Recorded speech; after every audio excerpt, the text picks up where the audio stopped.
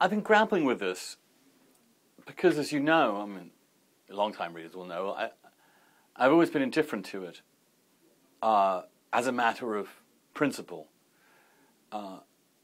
I know that earning large amounts of money isn't entirely a function of self-worth or talent or ability, but also is a mixture of luck and good fortune and external factors that we don't truly deserve. Nonetheless, I find the idea of penalizing people for being successful to be obnoxious and stultifying of the human experience, and loathe states that attempt to coerce a population into a kind of economic equality through the heavy hand of government. So I've long been a flat taxer, for example. But, and this is an important but, as a conservative, I don't believe in these things as abstract principles always and everywhere. I do think that when you reach a situation as we have reached, in which the inequality in this country is reaching record levels, in which the very rich are in an almost different country than the rest of us, and I would count, I think, probably in the top 1% probably at this point in my life. I think there comes a point at which that destabilizes the society, in which the rich become so powerful they can rig the rules to maintain their wealth, which I think is what most people have understood is happening through the corruption of the political process, a corruption that will only intensify after Citizens United in the next election cycle.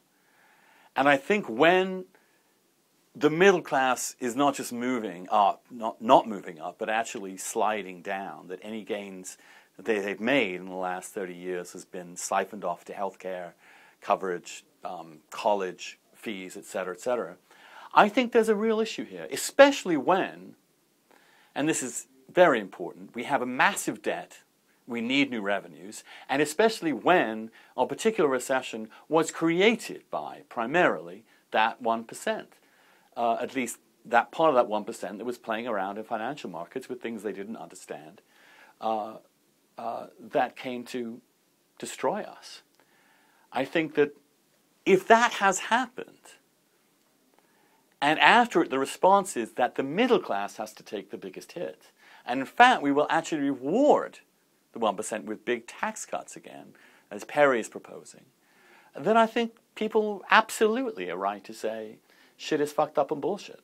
There is some basic core element of fairness here, that the people who are suffering should not be punished for something they didn't do, and that if we really need to raise revenues, if we really are serious about the debt, and this is not a matter of social engineering, it's a matter of practically paying our way for the government we have and want and have voted for, then exempting those with the money from any sort of extra effort to contribute to this seems to me to be bizarre and counterproductive. And so I find myself moving leftward. But I don't regard it as moving leftward ideologically. I really don't. I regard it as moving leftward pragmatically out of response to events on the ground. And look, I don't think inequality can be ended. I think it can be mitigated. I think that the forces behind economic and social inequality are so profound and powerful, from globalization to technology to the entire transformation of the world over the last 20 years. All of this is going to benefit people like me at the expense of people like my mom and dad. And I worry about that. I worry about what it does to us, cut off from the rest of the society and for the rest of the society. I think there comes a point at which a certain level of inequality is inherently destabilizing to a political system. And I think we may even have passed that point. And therefore I do not regard doubling down on indifference to inequality to be appropriate at this moment. In fact, I think some pragmatic balancing back towards the middle of the last century is a perfectly appropriate position to take as a conservative.